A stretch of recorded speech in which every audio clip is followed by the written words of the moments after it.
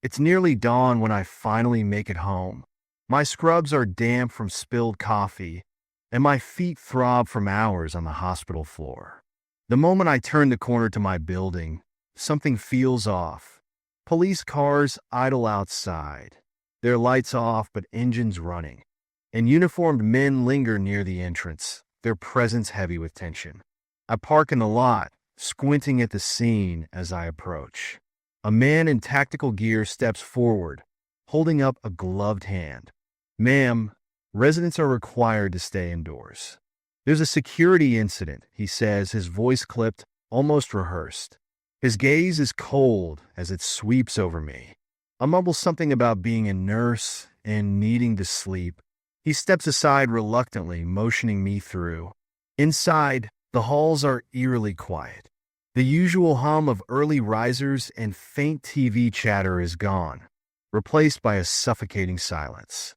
Flyers taped to the walls announce the lockdown.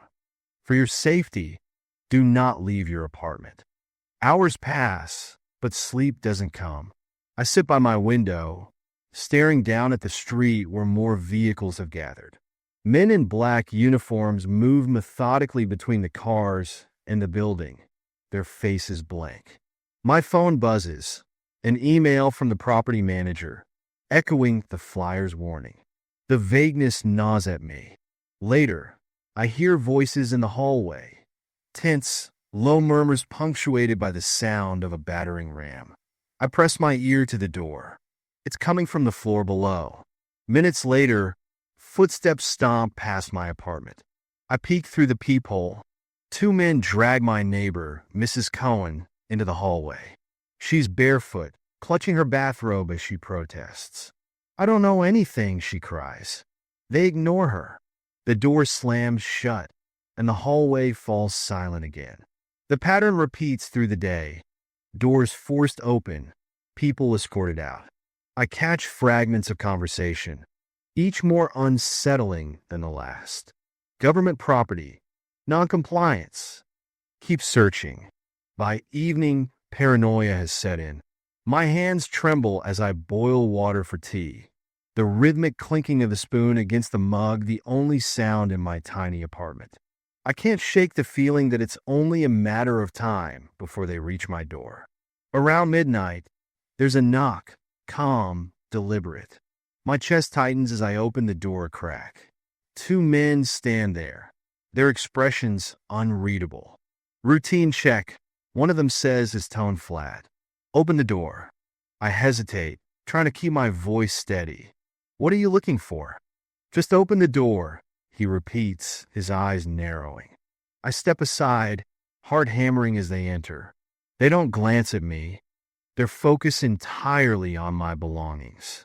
They rifle through drawers, tip over furniture, even pull books from shelves. When one of them reaches for my laptop, I blurt out, "What's this about?" He doesn't answer.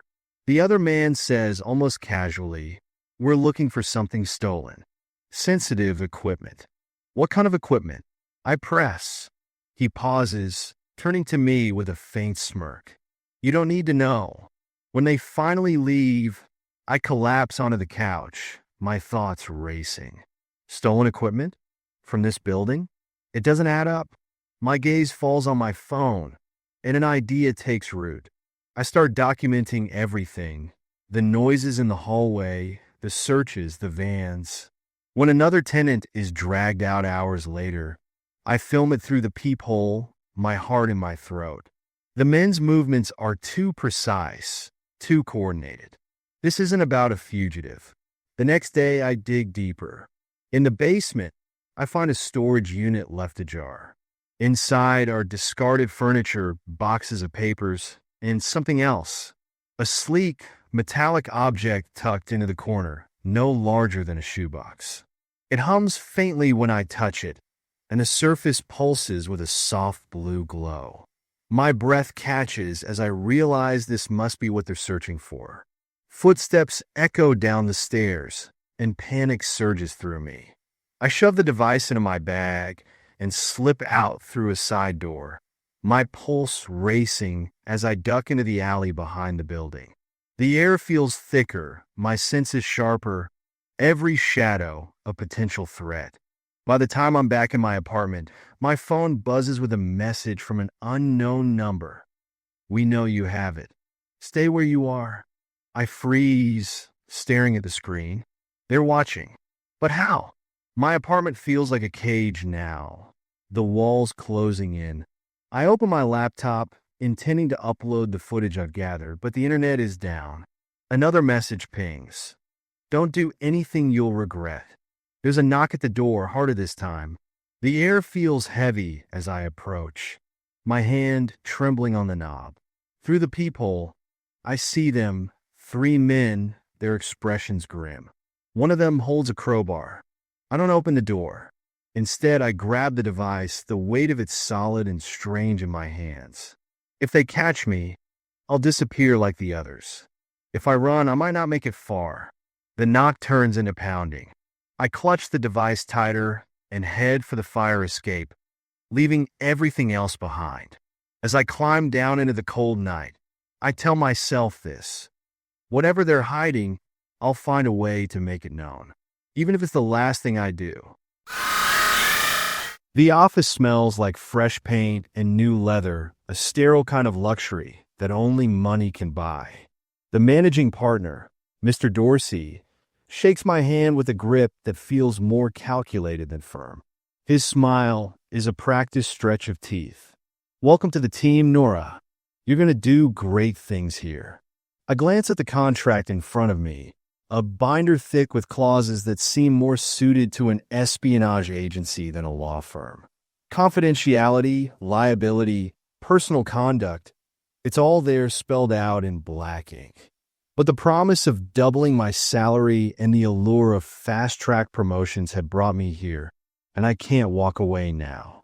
With a sinking feeling, I sign. The first week is a whirlwind. The cases they assign me are big, high-profile disputes involving companies I've only read about in financial headlines. But as I dig deeper into the files, I notice something strange. Every client has connections to criminal organizations, names that whisper through news reports and court transcripts like ghost stories. At first, I assumed the firm specializes in untangling messy finances. That's not uncommon in corporate law. But the deeper I go, the less the settlements make sense. Money moves in circles from one shell company to another before vanishing entirely. My unease grows when I meet the clients. They don't look like boardroom executives. They look like shadows pulled from dark alleys. The kind of people who sit too still and smile too little. During one meeting, I notice a faint tattoo on a client's wrist, an insignia I later recognized in an article about a trafficking ring. I confront my mentor, a senior associate named Julia. Her usual warmth hardens the moment I ask, "Why are we representing criminals?" She leans closer, her voice a low murmur. "You don't ask questions here, Nora. That's rule 1. What's rule 2? I press. Her smile is tight, brittle. Don't break rule 1.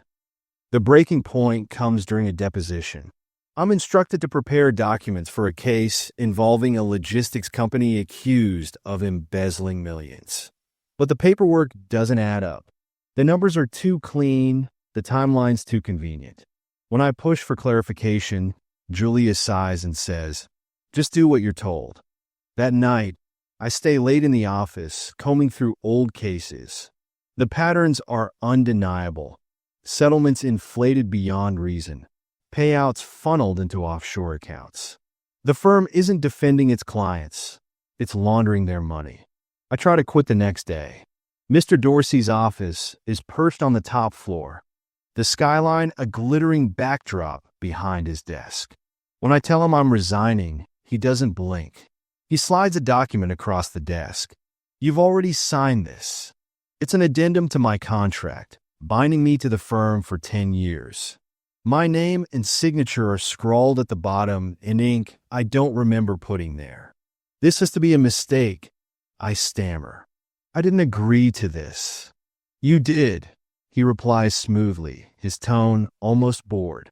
"You've been a valuable addition to our team, Nora. We'd hate to lose you." For weeks, I try to find a way out. I contact lawyers, but none will touch the case. One tells me, the firm's influence goes deeper than you think. Be careful. Another hangs up the moment I mention Mr. Dorsey's name. The threat starts subtly. A black car idling outside my apartment, an envelope slid under my door containing photos of my family. The message is clear. Stay in line, or there will be consequences. Desperation drives me to investigate further. Late one night, I sneak into the firm's records room. Rows of locked cabinets hold decades of files, but I'm looking for one in particular, the logistics case. When I find it, my heart sinks. It's worse than I imagined.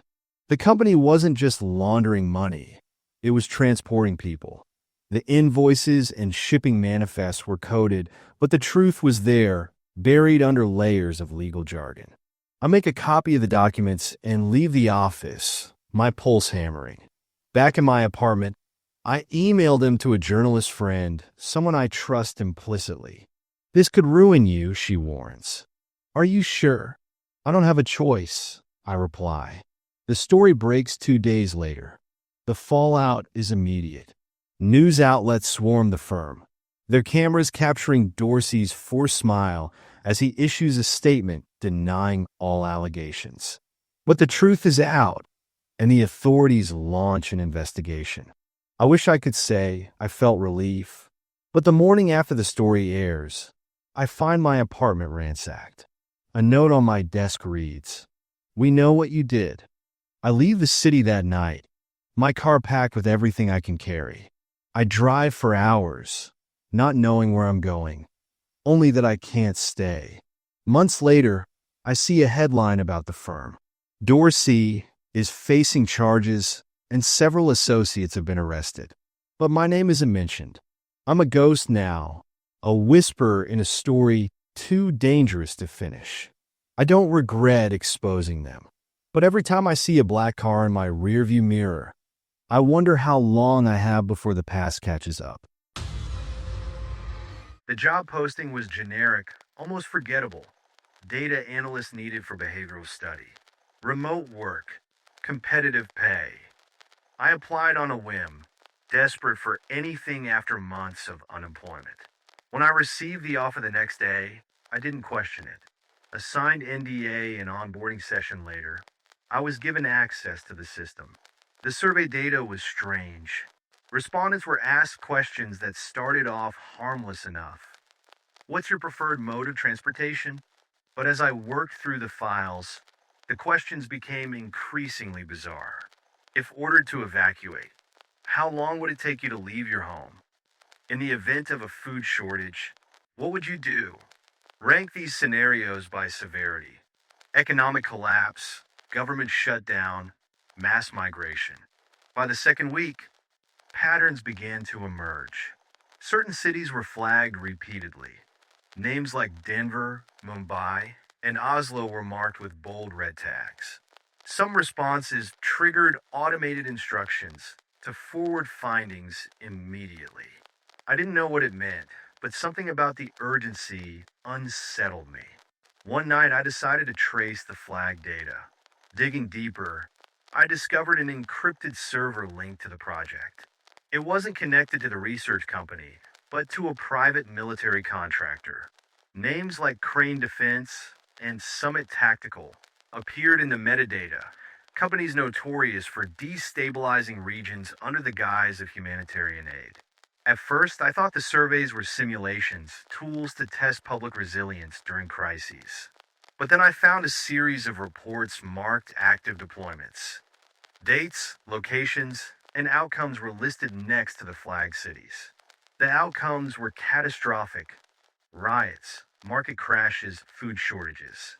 It wasn't simulation. It was preparation for orchestrated chaos. The realization hit me like a punch to the gut. This wasn't research.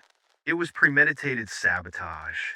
The contractor was using the data to exploit vulnerabilities, creating crises they could profit from. I tried to quit the next day, claiming I was unwell, but my manager's response was chilling. You've done excellent work. We're counting on you for phase two. They offered me a raise and extended my contract. When I insisted on leaving, strange things started happening. My sister called, saying someone had shown up at her workplace, asking about me. My parents, retired and living in another state, mentioned a man had visited their home claiming to be conducting a security check. Fear drove me to act. Late one night, I accessed the system again, pulling everything I could: flag data, deployment schedules, financial records tying the contractor to global banks. I compiled it into a dossier and sent it to a journalist I'd met years ago. "Don't contact me again," I wrote in the email. "This could get us both killed." The next morning, my internet was cut off. My phone didn't work. I looked outside and saw a black SUV idling near my apartment building. It didn't leave all day. When the story broke 2 weeks later, it made international headlines. Governments denied involvement, and the contractor claimed the data had been stolen and misinterpreted. Public outrage flared briefly, but fizzled out. I haven't been able to stay in one place since. Every time I hear the buzz of a drone overhead or see an unfamiliar car parked outside, I wonder if the data I exposed was worth the price I'll likely pay. The job offer was a dream come true. A position at Kessler Biotech, a top-tier research facility, promised access to cutting-edge technology and a salary that dwarfed my previous income. The only catch was the confidentiality agreement, thick with clauses forbidding any discussion of the work. At the time, it felt like a minor inconvenience, just part of the price for success. The lab was pristine, almost unnervingly so, with white walls that seemed to hum faintly under fluorescent lights. I was assigned to a team working on cellular regeneration, something that could revolutionize medicine. The first few weeks were exhilarating. I spent hours analyzing data sets, marveling at how far the science had progressed. But questions started to pile up. The test subjects we monitored weren't volunteers. That much became obvious when I noticed their records lacked key details. No addresses, no emergency contacts. When I asked about it, my supervisor, Dr. Morgan, dismissed me with a vague answer. The subjects are anonymized for security reasons. It wasn't just the records. Certain parts of the facility were off limits, guarded by fingerprint scanners and armed personnel. Occasionally, I'd hear muffled sounds behind those doors, voices, sometimes a distant cry. When I asked colleagues, they'd shrug or change the subject. One night, I stayed late to finish a report. The lab was eerily quiet. The only sounds the low hum of machinery and the distant clicking of security boots. Curiosity got the better of me, and I wandered toward one of the restricted areas. To my surprise, the door was ajar, the usual red glow of the scanner replaced by a faint green light. Inside was a small, sterile room with monitors lining the walls. Each screen displayed a live feed from holding cells. My breath caught as I realized what I was seeing. Men and women in hospital gowns, pacing or sitting silently, their eyes hollow. A label flashed beneath each feed. Subject 347A, Subject 348C. And my stomach turned when I recognized one of the faces from a missing persons poster I'd seen months ago. The sound of a door opening snapped me out of my daze. I barely had time to duck behind a row of filing cabinets as Dr. Morgan entered, speaking into a phone. "Progress is steady," she said. "The board expects results soon, so we'll be accelerating the trials." I slipped out as soon as she left, my heart pounding. Back at my workstation, I copied every file I could onto a flash drive. The records confirmed my worst fears. The test subjects were abductees. Their families were told they disappeared or died, while they were experimented on without consent. The next day, I confronted Dr. Morgan. She didn't deny it. Instead, she leaned back in her chair, her expression almost amused. You're valuable to this project, but don't mistake that for irreplaceability, she said. Stay, and your life continues as normal. Leave, and, well, you'll vanish as easily as they did. I left her office, my mind racing. Quitting wasn't an option, not without losing everything. But staying meant being complicit. That night, I packed my things and fled. I mailed the flash drive anonymously to a journalist, along with a note. You'll know what to do. I haven't stopped running since. Kessler Biotech is still operational. Their work protected by layers of deniability and legal shields. But I know the truth, and so do they. Every knock at the door, every shadow outside my window feels like a reminder. Leaving didn't mean I was free. It just made me a loose end. It started like any other evening. The TV was on, my wife was folding laundry, and our two kids were arguing over which cartoon to watch. Dinner plates still sat on the table, untouched except for a few bites. The usual chaos of a Wednesday night. Then, the screen flickered and everything stopped. A loud beep cut through the room, followed by an ominous red banner scrolling across the bottom of the screen. Emergency alert. Localized chemical spill. Shelter in place until further notice. A man's voice repeated the message, calm but unervingly firm. Stay indoors. Do not attempt to leave your home. I muted the TV and went to the window. The street outside was eerily still, the lampposts casting pale light over empty sidewalks. It felt wrong. This was a lively neighborhood. Cars passing by, kids on bikes, dogs barking. Tonight, it was as though the world had stopped breathing. My phone buzzed with a text from an unknown number. Do not trust the broadcast. Leave now. My stomach dropped. I showed my wife, her face tightening as she read it. Is this some kind of joke? She asked. I didn't know what to think. The TV message looped on every channel, but there were no sirens outside, no hazmat teams, no signs of any real emergency. I tried to call a friend down the block, but the line wouldn't connect. My phone wasn't working for calls, only receiving those strange, cryptic messages. The second text came minutes later. They will come soon.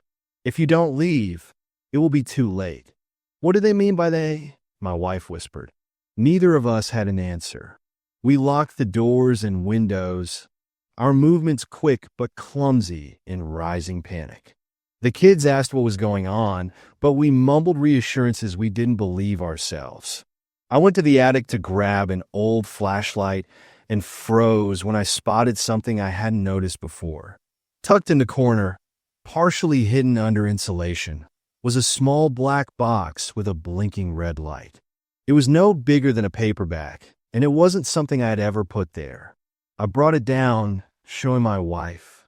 What is this? She asked, her voice shaking. I don't know, I admitted, but it didn't feel like something left behind by the previous owner. It felt deliberate. Placed. Another text buzzed. You are being tracked. They planted it. Do not wait for them to act. My breath caught. The air in the house felt heavier, almost suffocating. I threw the box into a garbage bag and carried it to the backyard. As soon as I stepped outside, I heard a car engine revving in the distance. Headlights swung down the street, two black SUVs coming into view. They're here, I whispered. We scrambled to gather essentials, backpacks, water bottles, cash. The kids were frightened but stayed silent, sensing the gravity of the situation. The cars parked outside and doors slammed. Shadows moved past the windows, and a loud knock echoed through the house. This is the containment team, a voice announced. For your safety, open the door. My wife gripped my arm. What do we do? The kids huddled behind us as the knocking grew louder, more insistent. I didn't answer. Instead, I motioned for my family to follow me to the back door. We slipped into the yard just as the front door began to rattle under heavy blows. We ran through the neighbor's yard, and into the woods behind our street. The sounds of pursuit were faint but growing closer. Shouted orders, the crunch of boots on gravel. My heart pounded as we stumbled through the dark, branches scraping at our clothes. Another text lit up my phone. Head east. Safe house ahead. Against every instinct, I followed the direction. After what felt like an eternity, we found an old shed hidden among the trees. Inside, there was a trapdoor leading to a cramped underground space stocked with supplies. Water, canned food, a first aid kit. Someone had prepared for this. Hours passed in silence. The four of us packed into the small room. The kids fell asleep in our laps while my wife and I listened for any sign of our pursuers. My phone buzzed one last time. Stay hidden. Trust no one. I don't know who sent the messages or why they helped us. But as the sun rose and the woods remained quiet, one thing became clear. The broadcast wasn't a warning. It was a trap. The job offer came through a friend of a friend. Renovate an old theater downtown, $200 an hour, paid in cash.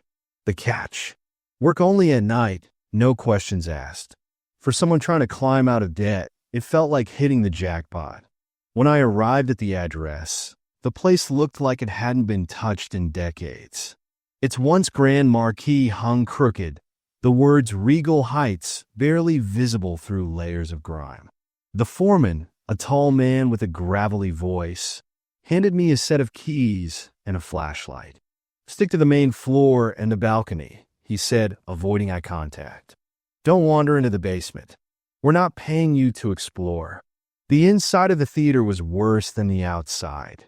Dust coated everything, and the air smelled faintly of mildew. I got to work pulling down rotted curtains and scraping decades-old paint from the walls. Every sound echoed in the cavernous space, making the place feel alive, like it was breathing around me. By the second night, I noticed strange details. Hidden doors tucked behind stage props, narrow staircases leading to nowhere. In the balcony, I found a trapdoor with no handle, its edges scratched, as though someone had tried desperately to pry it open. When I asked the foreman about it the next night, he waved me off. Old buildings have quirks. Focus on the job. That same night, while clearing out a storage room, I found a stack of journals buried under a pile of rotted wood. The pages were brittle, the ink faded, but the words chilled me. Another one taken. They say it's for the show, but I know better. Other entries spoke of people disappearing, lured into the theater and never seen again. The final entry was dated 1978. They told me I'm next. The more I worked, the more the theater revealed itself. Blueprints stashed in hidden compartments showed rooms that didn't match the building's layout. There was a network of tunnels beneath the main floor, marked with symbols I didn't understand.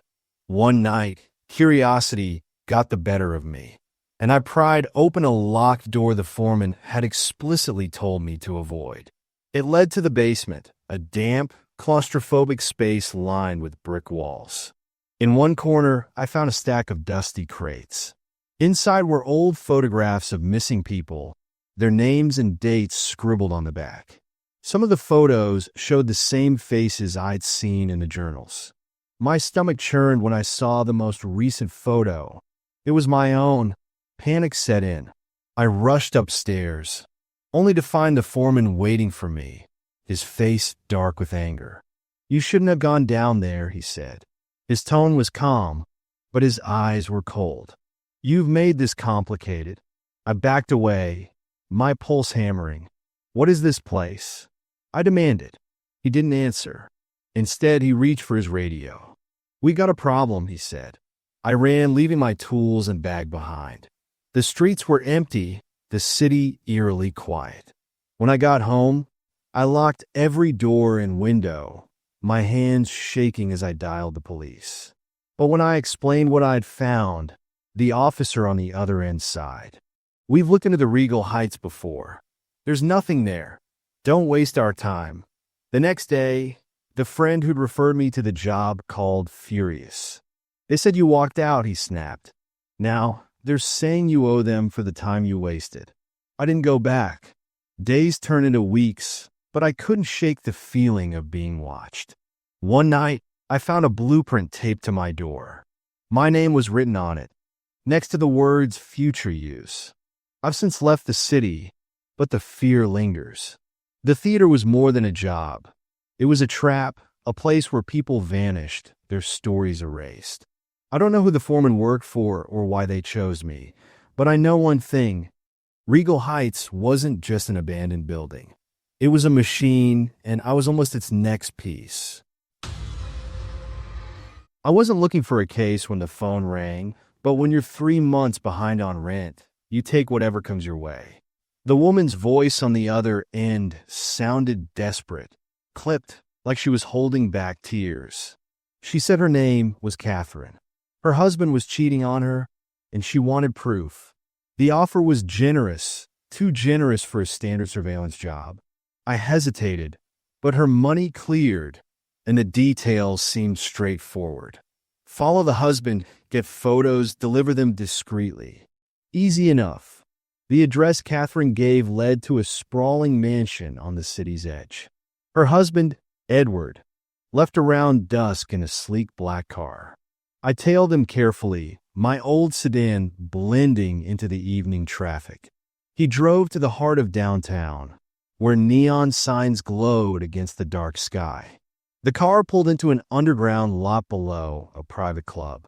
No name, no markings. Just a red door guarded by a large man in a suit. I waited, camera ready, expecting him to emerge with another woman. But hours passed, and he didn't come back out. The windows of the club were tinted, offering no clues. Something about the place felt off. Too quiet, too contained. Still, I snapped a few photos of the door and the license plate before heading back to my office. The package arrived the next morning, left on my desk like a ghost had delivered it. Inside was a series of photos of me, sitting in my car, watching the club. Enter my office. A note was tucked in the envelope. Stop now. I called Catherine immediately, my voice low and urgent. How did they find me? What are you talking about? She asked, genuinely confused. The photos. The note. Someone knows I'm looking into your husband. Silence stretched between us before she said, I didn't leave you any package. My stomach dropped. Then who did? I decided to confront her in person. The address she'd given me for follow-up meetings turned out to be a vacant office. No signs, no furniture, just an empty room. The phone number I'd been using to contact her was now disconnected. Whoever Catherine was, or claimed to be, she'd vanished.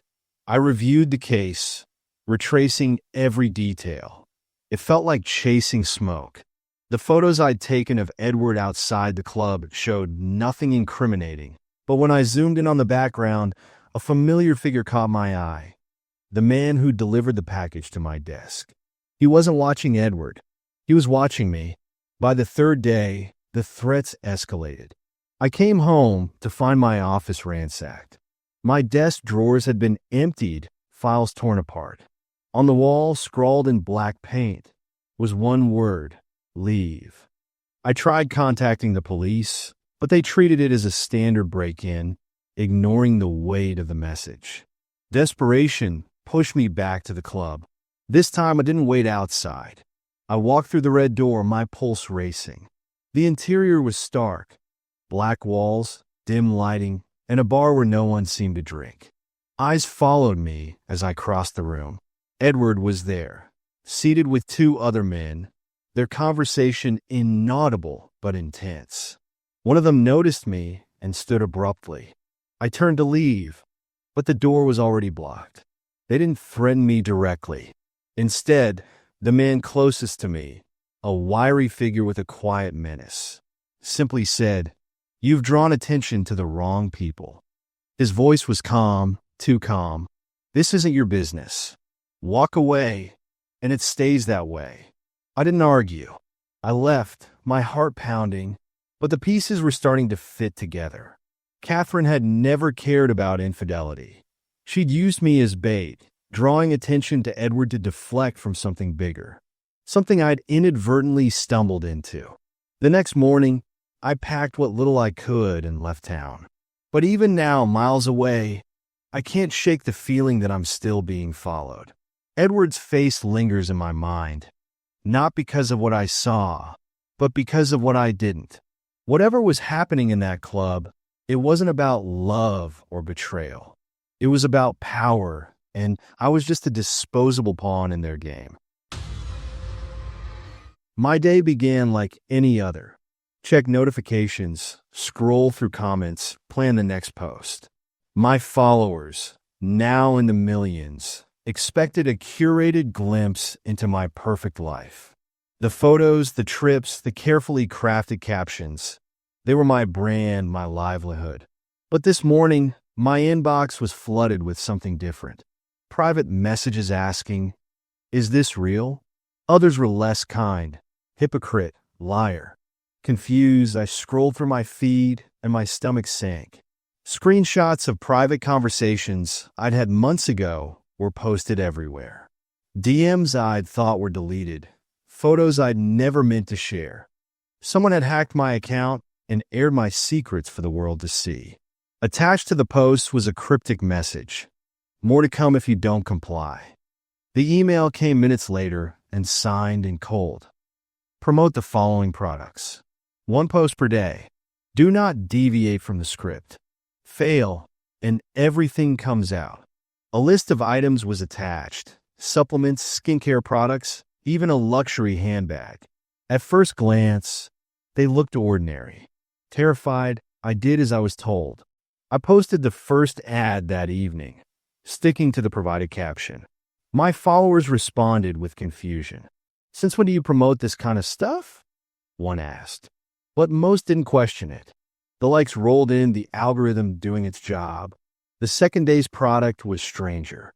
A dietary supplement I'd never heard of, its website full of vague claims about unlocking your potential. Again, I followed the script, but something nagged at me. The company had no reviews, no history. The next day's product was even more suspicious. A sleek device that promised to enhance security, but looked more like a surveillance tool. I tried to resist, to find a way out, but the blackmailer wasn't bluffing. When I hesitated to post the third ad, another email arrived. This time, it included an unpublished draft of an email I'd written years ago, full of personal details I'd never want public. "You don't control your life anymore," the message read. "We do." As the days went on, the demands escalated. The products weren't just shady, they were dangerous. A beauty serum linked to allergic reactions. A phone app rumored to steal data. Worse, I started noticing connections. The brands shared the same obscure parent company. Their sites all registered to the same address. My followers weren't just being sold junk. They were being monitored, tracked. I tried to warn them subtly. A caption with a hidden clue, a comment left on my own post. But the blackmailer noticed. Another email arrived, more threatening this time. "Do it again, and you'll lose everything. Your account, your reputation, your freedom." The breaking point came when they asked me to recruit. I was told to find other influencers and convince them to join the campaign. "Use your influence," the email demanded. "Bring us more voices." The thought of dragging others into this nightmare made me sick. That night, I stayed up late, combing through every detail of the products, the emails, the accounts tied to them. What I uncovered was worse than I'd imagined. The products were fronts for illegal operations, money laundering, trafficking, surveillance. The influencers were unwitting pawns, their platforms weaponized against their followers. I knew I couldn't stay silent. I reached out to a journalist I trusted, sending everything I'd found. The emails, the product details, the connections. "I need help," I wrote. "But if this gets out, they'll come for me." The next morning, my account was gone. Not hacked, deleted. Every post, every follower, every trace of my online presence erased. My phone buzzed with a final message. This was a warning. Stay out of our way. Now I live offline. My face no longer splashed across screens. I've lost the life I built, but I've gained something else, a truth too dark to ignore. The brands still appear, their ads now pushed by other influencers. Sometimes I recognize the desperation in their captions, the fear behind their smiles. I've become a ghost in their world, watching from the shadows, waiting for my chance to strike. They took my platform, but they didn't take my voice. And one day, they'll regret letting me disappear. The flyer was taped to the student union's corkboard. Earn $1,500 in 2 weeks. Volunteers needed for a psychology study. The timing couldn't have been better. Rent was due, and my part-time job at the campus library wasn't cutting it. The instructions were straightforward. Show up, sign a waiver, and participate in memory and cognitive exercises. It seemed harmless. The research lab was tucked away in the basement of the science building, its sterile white walls lined with motivational posters. Dr. Carter greeted me with a warm smile that barely touched his eyes. You'll be doing a series of simple tests, memory recall, pattern recognition, word associations, he explained. We may adjust the study as we progress. The first sessions were easy. A list of words flashed on a screen, followed by questions about what I remembered. Another exercise involved pairing images with phrases. I felt like I was acing an exam I didn't study for. They even gave me snacks. It was so mundane that I started wondering why they paid so much. Things began to change by the 4th session. The tests grew stranger. They asked me to describe dreams I never had. You're standing on a cliff. What happens next? When I hesitated, Dr. Carter pushed. Just say what comes to mind. One day, they showed me a photo of a family around a dinner table. What's their favorite meal? The researcher asked. I blinked at the question, confused. How would I know? He didn't answer, just jotted something down. The breakthrough, or breakdown, came during the 7th session. I arrived early and wandered into an adjacent room by mistake. A folder sat open on the desk, and curiosity got the better of me. The top sheet had someone else's name. Subject 12B. Observation notes. As I skimmed, my pulse quickened. The notes described their family, hobbies, and preferences, but they weren't for Subject 12B. They were mine. Dr. Carter appeared behind me, his voice icy. That's not for you. He escorted me back to the testing room, and I couldn't shake the unease. Why do you have my information under someone else's name? I demanded. His expression was unreadable. Sometimes we cross-reference participants for pattern consistency. Don't overthink it. But I couldn't let it go. That night, I accessed the lab's online portal using credentials I'd seen on a sticky note. What I found made my stomach drop. Participants weren't being observed individually. They were being swapped. The names, histories, and even memories between subjects were being shuffled, as though our lives were interchangeable data points. The next day, I confronted Dr. Carter. What are you doing to us? He leaned back, calm but firm. You signed a contract. This is about collective memory, shared experiences. The individual is irrelevant. I stormed out, determined to quit, but when I checked my email that evening, a message was waiting. You're part of the program now. There's no leaving. Over the next few days, I noticed odd changes. Friends greeted me differently, commenting on things I didn't recall saying. My roommate mentioned an argument we'd never had. Even my parents, during a phone call, referenced a childhood pet we never owned. I went back to the lab, demanding answers. Dr. Carter was gone, replaced by a new researcher who claimed to have no record of me. My name wasn't on the participant list. My identity had been erased. Now, I can't trust what I remember or what others claim about me. I keep a journal, desperate to hold on to fragments of who I was. But every day, something new slips away, replaced by memories that don't belong to me. I wasn't just part of the experiment. I was the experiment. And now, I'm not sure whose life I'm living, or if it was ever mine to begin with. The email came late on a Monday night. A high-profile client was seeking a planner for their daughter's wedding, an all-expenses-paid gig with a six-figure paycheck. As someone who specialized in intimate events, this was leagues beyond my usual clientele.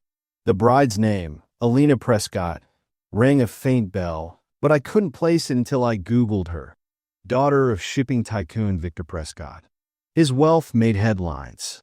This wedding wasn't just a union. It was a spectacle. From the start, the project fell off. Every vendor had to pass an extensive background check, and the venue, a remote estate in upstate New York, was shrouded in secrecy. Contracts were airtight, forbidding discussion of any details. When I asked about flowers, I was given a specific list. When I suggested decor themes, I was handed a pre-approved palette. It felt less like planning a wedding and more like executing a directive. My first meeting with Alina was brief. She was stunning, with a serene smile that seemed rehearsed. Her fiancé, Sebastian, wasn't present, and every question I directed at her was intercepted by her father. Victor's answers were clipped, almost impatient. Alina prefers simplicity, he said, cutting me off when I asked about her vision for the ceremony. But her eyes told a different story. There was a flicker of unease every time he spoke. During a private moment, I asked Alina if everything was okay. She hesitated, glancing toward the door. I don't have much of a say in this, she admitted quietly. It's more about the merger than the marriage. Merger. The word hit me like a gut punch. This wasn't a wedding. It was a transaction. The more I worked, the stranger things became. Armed guards patrolled the estate during planning sessions, their presence more suited to a military base than a wedding venue. Vendors were forbidden from speaking to Alina, and any deviation from the plan was swiftly corrected by Victor's staff. When the caterer suggested an alternative dessert option, he was replaced the next day. The real shock came 2 weeks before the event. I arrived early to review seating arrangements and found Alina pacing the bridal suite. Her face was pale, her hands trembling. She grabbed my wrist and pulled me inside. "You have to help me," she whispered. She explained that her father was forcing her into the marriage. Sebastian wasn't just a business partner. He was a man with a history of controlling behavior. "If I go through with this," she said, tears welling in her eyes, "I'll never have a life of my own." That night, I debated what to do. Helping her escape meant risking everything. My reputation, my business, maybe more. But the alternative felt worse. The next morning, I arranged a meeting with Alina under the guise of a dress fitting. I told her to pack a bag and meet me by the catering entrance at midnight. When the time came, I waited in the shadows, my heart pounding. But instead of Alina, 2 guards appeared. One grabbed my arm while the other searched my car. "Mr. Prescott warned us about trouble," one of them said coldly. They confiscated my keys and phone, leaving me stranded in the estate's basement until morning. When Victor finally confronted me, he didn't yell. He didn't need to. "You're being paid well to do a job," he said, his voice like ice. "Stay in your lane, or you'll regret it." I finished the job sticking to the script. The wedding went off without a hitch, every detail meticulously executed. Alina walked down the aisle with a vacant expression, her father beaming by her side. I left the estate with my paycheck and a sick feeling in my stomach. Weeks later, I received a letter in the mail with no return address. Inside was a single photo of Alina, smiling on a beach, and a note. "Thank you for trying." I don't know how she escaped, but I hope she did. As for me, I've stopped taking high-profile jobs. Some clients pay well, but the cost is always higher than it seems. And I never want to feel that helpless again.